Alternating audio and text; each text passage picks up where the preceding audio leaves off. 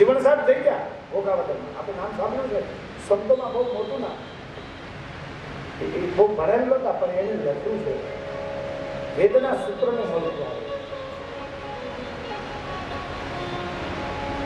નહીં અક્ષર નહીં ઉત્પત્તિ, નહીં લખ્યા નહીં લી, નહીં અક્ષર નહીં ઉત્પત્તિ, નહીં લખ્યા નહીં લી. જીવનને ગુરુ ભીમ ફેંક્યા, રાતના થઈ ગયા દી. જીવનને ગુરુ ભીમ ફેંક્યા, રાતના થઈ ગયા દી. બિલકુલ દેશી તળપતી ભાષા છે, પ્રાકૃત ભાષા. નહીં અક્ષર નહીં ઉત્પત્તિ, નહીં લખ્યા નહીં લી, કાંઈ નહોતું. અને જે દિવસે આ જીવનને સદગુરુ ભીમ મળ્યા તેથી રાતના થઈ ગયા દી. એકદમ શોર્ટમાં, રાત એટલે અંધારું, દી એટલે અજવાળું, સૂર્ય. મારા જીવનમાં અંધારું હતું, પણ મારા જીવને સદગુરુ ભીમ સાહેબ મળ્યા તેથી મારા જીવનમાં પ્રકાશ આવ્યો.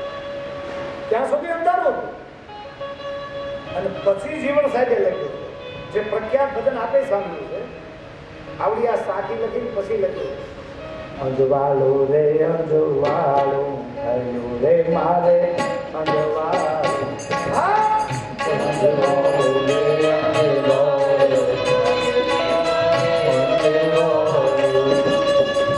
અંજવાળો રે અંજવાળો થયું રે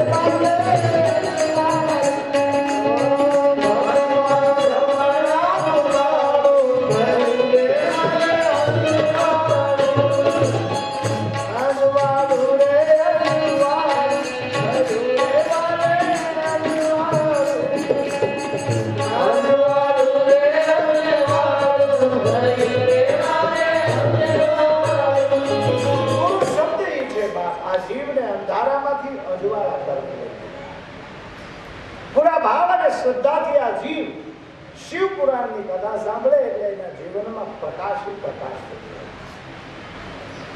શિવ પુરાણના પાઠથી અથવા તો શ્રવણથી મનુષ્ય શિવ પદને પ્રાપ્ત કરી શકે એવું શિવ મહાપુરાણના માધ્યમમાં મોક્ષ અને કલ્યાણનું ધામ છે. શિવ પુરાણનું મહત્વ એટલું બધું મોક્ષ કાયમ છે. જે માણસ નિત્ય શિવ પુરાણનો પાઠ કરે છે, સાંભળે છે, એ માણસ મહાયજ્ઞના ફળની પ્રાપ્તિ કરી શકે. એની કોઈ દિવસ દુર્ગતિ થતી નથી. જે ઘરમાં શિવ મહાપુરાણનો ગ્રંથ હોય તે ઘરમાં કોઈ દુષ્ટ વિચાર પ્રવેશી શકતો નથી. પણ કબાટમાં પડ્યું રહેતું હોય તો નહીં હોય ને, ઘણા દલીલ કરે અમારા કબાટમાં તો કેટલું છે, એમ નહીં. એમ તો ઘણા પાસે પડ્યું, ઘણું પડ્યું.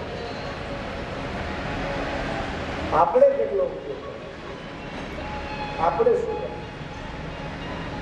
શિવ મહાપુરાણમાં 24,000 શ્લોક છે, 7 સંહિતા. વિદ્યેશ્વર સંહિતા પહેલી, બીજી રુદ્ર સંહિતા, શતરુદ્ર સંહિતા ત્રીજી, ચોથી કોટી રુદ્ર સંહિતા, પાંચમી ઉમા સંહિતા, છઠ્ઠી કૈલાસ સંહિતા, સાતમી વાયવી સંહિતા. 7 સંહિતાનો આ ગ્રંથ. 7 સુતા. આમ તો 11 હતી, 9 હતી. એનું સંક્ષિપ્તીકરણ છે. 1,00,000 શ્લોકમાંથી વ્યાસીએ સંક્ષિપ્ત કર્યું છે 24,000 શ્લોક.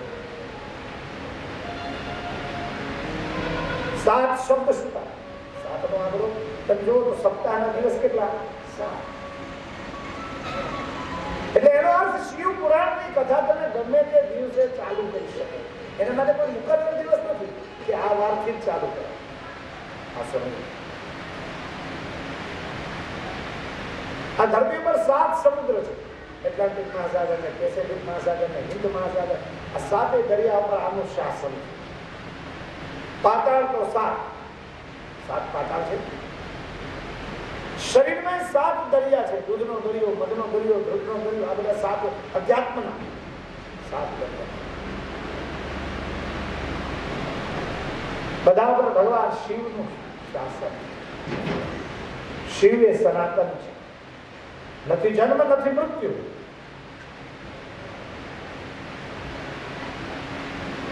સુધજી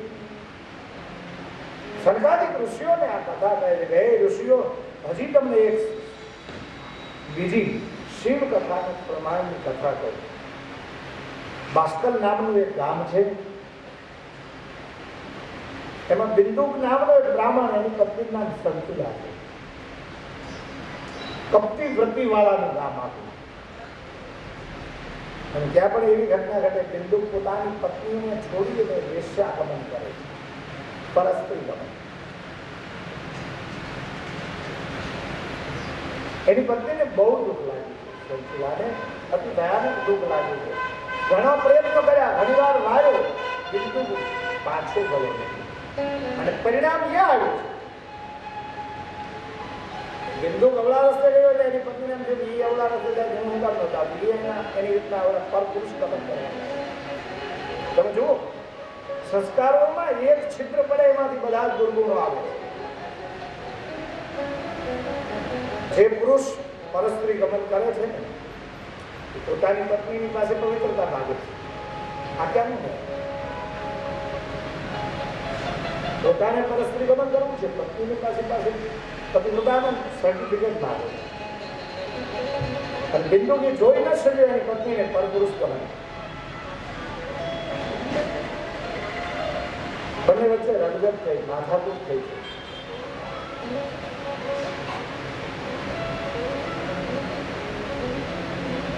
ભયાનક ઝઘડો થયો. બિંદુકને એની પત્નીએ જોરદાર તરીકે કરી છે, આર્ગ્યુમેન્ટ કરી છે. તું તારી રીતે એમ કરે તો મને કરવાનું શું માંગો? હું તારે લીધી નથી. સુધજી કહે છે બિંદુ બુદ્ધિ ભ્રષ્ટ થયેલો છે, બુદ્ધિહીન છે. એની છેલ્લે એવું સમાધાન કર્યું કે તું હવે તારે જે કરવું એ કરે, મને કોઈ વાંધો નથી, પણ એ દ્વારા તને ધન પ્રાપ્તિ થાય તારે મને. બોલો, આ માણસ કેટલો લોભમાં નીચે આવ્યો. પોતાની પત્નીને એમ કહે છે તું તારે જે કરવું હોય તે કરી શકે, પણ બદલામાં ધન આવે એ તારે મને આપ.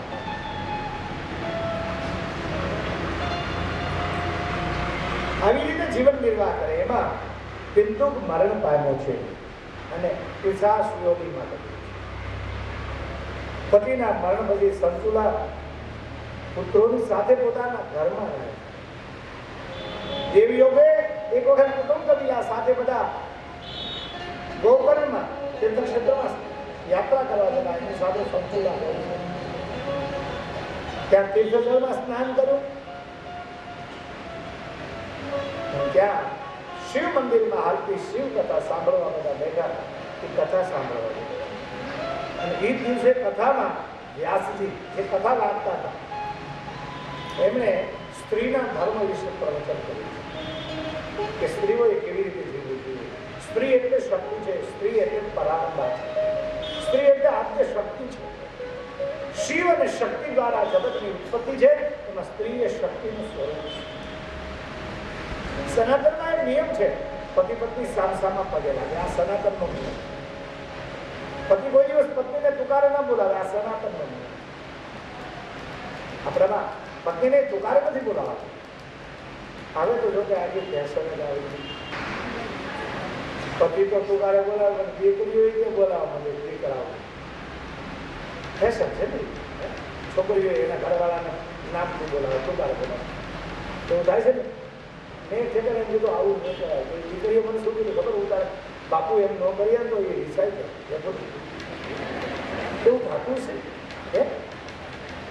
અમે ના બોલાવીએ ને તો એને ગમે ને ખીજાય છે. એટલે ઘરવાળાને ગમે એટલે બોલો. નહીતર આપણી પરંપરા તો પતિ છે એ પત્નીને પણ તમે કઈ બોલાવે. અરે બંગાળમાં તમે જાઓ, હજી એવી વાત પરણીને આવે ને તો પત્નીને બાજુ ઉપર બેસાડે, પતિ એને ઝડો સારે પૂજા કરે, પ્રદક્ષિણા કરે, આરતી કરે. અરે બોલો એનો વિચાર કરે. અહીંયા કરતા તો આયા નથી રિવાજ, એટલે આગળ બચી ગયા. નહીતર તો એ બધું કરવું જ પડે રિવાજ.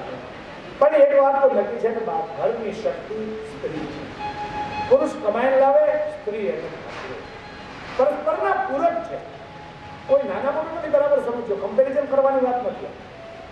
કોઈ નાનું કે કોઈ મોટું એવી મારી કોઈ વાત નથી. આત્મા એક છે. સ્ત્રી ને પુરુષ શરીરથી હોય છે. શરીર સ્ત્રી અને પુરુષ. આત્મામાં કઈ છે નથી કે આ સ્ત્રી છે કે પુરુષ છે. અધ્યાત્મમાં સ્ત્રી પુરુષની વાત નથી, આત્માની જ વાત છે. અમારી મા ગંગા સતી થઈ ગયા, સમજ્યા. રાજપરામાં જન્મેલા.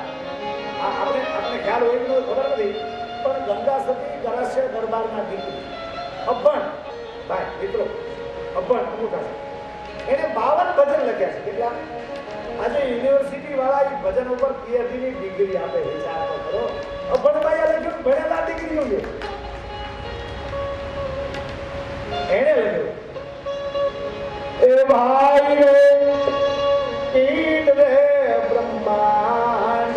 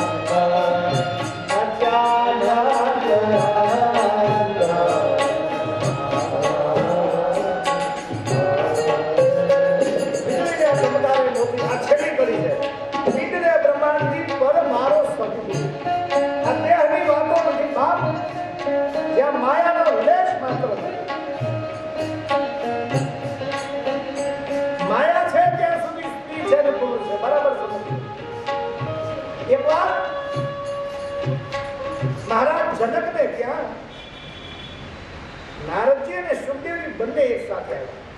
જનકને ત્યાં વિદ્વાનો બહુ આવતા. અષ્ટાવક્રે ત્યાં કે ને કાળમુનિના દીકરા અષ્ટાવક્ર બધા વિદ્વાનોને બહુ સ્થાન હતું જનકને. જનકનો અર્થ જ બુદ્ધિ કાય બે ભાવી પ્રમાણ. નાનું એવું હિન્દુ નારદજીને બેસાડ્યા અને સુખદેવજીને બેસાડ્યા. હવે તમે જુઓ તો નારદજી પરમ વૈષ્ણવ કીર્તન ગાયા કરે, કીર્તન ભક્તિને જે બનેલા, અને સુખદેવજી એટલે નિર્વસ્ત્ર, દિશાઓ જેના વસ્ત્ર બનેલા.